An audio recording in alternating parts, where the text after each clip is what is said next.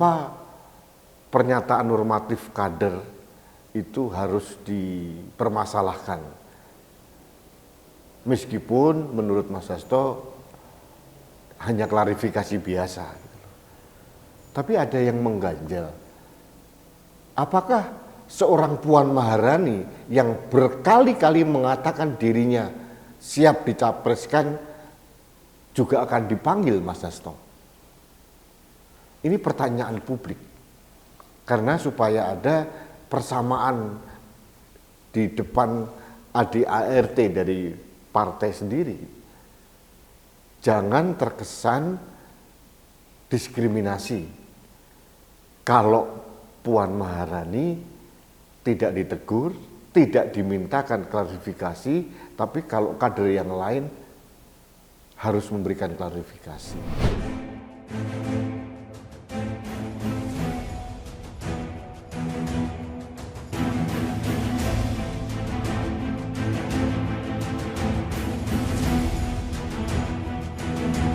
Halo sahabat Indonesia, kita bertemu kembali dalam Opini Rudy edisi hari Senin tanggal 24 Oktober 2022.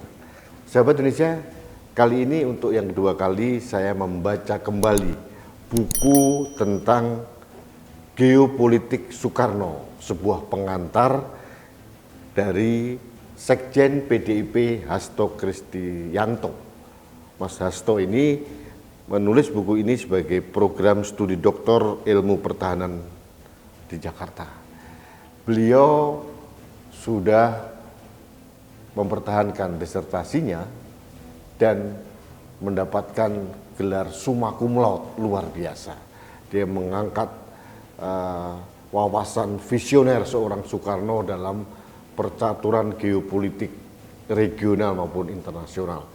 Menarik sekali. Nah, kali ini saya tidak membahas tentang visi seorang Soekarno yang luar biasa, tapi saya akan membahas tentang Mas Hasto Kristianto. Ini sahabat saya, orang yang mempunyai wawasan yang luas dan jago sekali dalam memberikan statement. Narasinya tertata dengan apik, memang pantas menjadi seorang sekjen dari partai yang sangat-sangat besar. Nah, terkait dengan Mas Hasto ini, saya kemarin membaca berita dari sebuah media mainstream bahwa beliau akan memanggil Ganjar Pranowo yang mengatakan dalam wawancara itu bahwa dia siap dicapreskan oleh partai.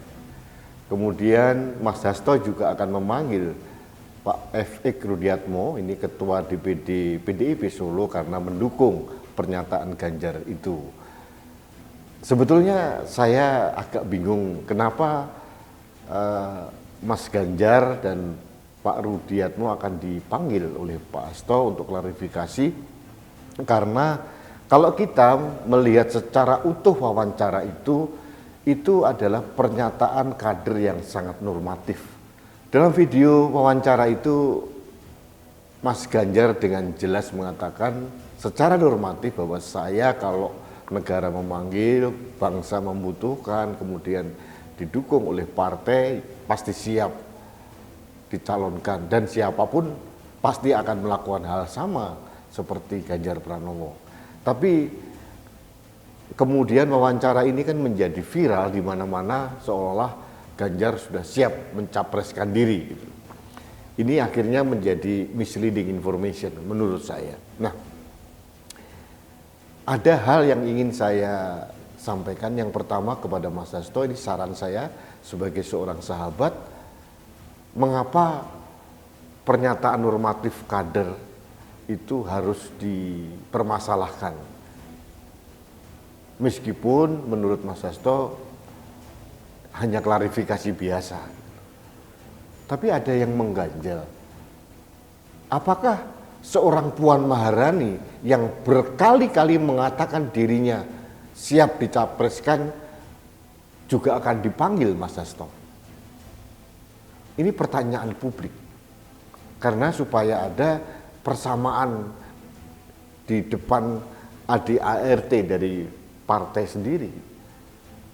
Jangan terkesan diskriminasi.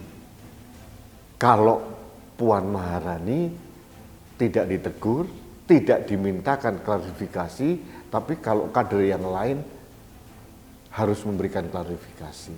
Ini menurut saya agak mengganjal di masyarakat. Kalaupun mau memberikan teguran atau minta klarifikasi, seharusnya tidak disampaikan di ruang publik. Toh kenyataannya yang disampaikan oleh Ganjar Pranowo ini kan normatif saja. Kemudian pemanggilan Pak F.X. Rudiatmo, mantan wali kota Solo, apa juga urgensinya? Selama ini bukan hanya Dewan Kolonel yang di DPR itu banyak kader-kader PDIP yang menjadi anggota DPR dengan terbuka mendukung Puan Maharani menjadi capres tahun 2024. Pertanyaannya apakah mereka juga dihadapkan ke Dewan Kehormatan dimintakan klarifikasi Mas Hasto? Nah, ini sebetulnya pertanyaan publik yang mengganjal dan menurut saya tidak perlu dilakukan pemanggilan-pemanggilan itu. Toh dalam kenyataannya yang disampaikan oleh Ganjar Pranowo atau bahkan mungkin oleh Puan Maharani pun masih normatif. Tetap semua berpulang pada keputusan dari Ketua Umum PDIP Megawati Soekarno Putri. Jadi saya melihat bahwa pernyataan Pak Sekjen PDIP ini justru akan memantik perlawanan dari orang-orang yang selama ini mendukung Ganjar Pranowo. Memang benar partai itu menjadi otoritas yang bisa mencalonkan calon presiden. Undang-undangnya pun begitu. Tapi harus disadari, kalau hanya mesin partai saja, saya yakin tidak akan gol calonnya. Pasti partai akan membutuhkan dukungan masyarakat, relawan, kemudian kelompok-kelompok masyarakat yang lain. Ini sama persis dengan dua pilpres tahun 2014-2019. Mesin partai tidak akan jalan tanpa didukung oleh relawan Jokowi yang luar biasa kuat gigih dan tersebar ke seluruh Indonesia. Jadi menurut saya pimpinan partai, elit partai siapapun, marilah kita menjaga sinergi antar komponen ini agar kita bersatu mendukung tokoh nasionalis yang bisa melawan kelompok-kelompok yang selama ini akan mengancam keindonesiaan kita. Bukan malah membuat pernyataan atau tindakan yang memantik reaksi negatif. Itu saran saya sebagai sahabat, sebagai anak bangsa, bahwa justru saya minta kepada Mas Hasto dan PDIP khususnya untuk melakukan inisiasi mengumpulkan partai-partai nasionalis, relawan-relawan nasionalis, kemudian kelompok-kelompok nasionalis untuk bersatu padu, berkolaborasi untuk mendukung calon yang disepakati bersama. Dan sekarang dalam kenyataannya memang harus diakui berdasarkan hasil survei dan berdasarkan geliat denyut dari masyarakat, Ganjar Pranowo masih unggul dibanding kader PDIP yang lain. Itu fakta, itu realita. Jadi jangan sampai nanti elit partai justru bertindak kontraproduktif, malah mematik hal-hal yang menurut saya tidak ada positifnya dengan memanggil Mas Ganjar, memanggil Rudiatmo, dan orang akan bertanya-tanya, loh Puan Maharani berani dipanggil atau enggak? Pendukungnya Puan yang selama ini gigih di media TV, kemudian di media sosial, kemudian di media mainstream juga mendapat teguran enggak?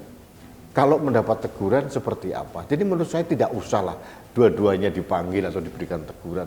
Ini menurut saya dinamika yang terjadi dalam satu partai. Dan seharusnya PDIP bangga punya kader yang mendapatkan simpati publik yang luar biasa seperti Ganjar Pranowo.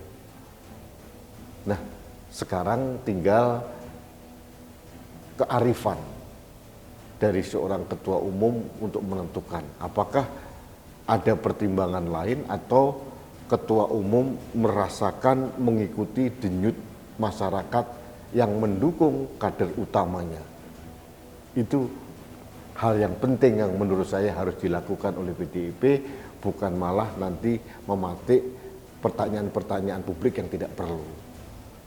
Jadi ini saran pribadi saya kepada Mas Hasto sebagai seorang yang sangat matang dalam berpolitik.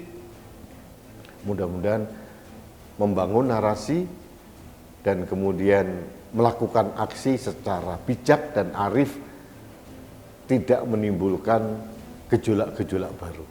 Sekali lagi saya mengharapkan kapasitas dan kapabilitas seorang Hasto Kristianto itu justru menjadi inisiator mengumpulkan kelompok-kelompok nasionalis, baik partai, relawan, kelompok masyarakat yang lain untuk bersama membicarakan dan membentuk aliansi nasional dan kemudian menentukan siapa yang paling pantas dan layak menjadi pengganti dari Presiden Jokowi. Itu saran saya. Baik, sahabat Indonesia, demikian opini saya kali ini. Terima kasih. Kita bertemu kembali dalam Opini Rudi selanjutnya. Salam satu Indonesia, salam Pancasila. Saya Rudi S. Kamil.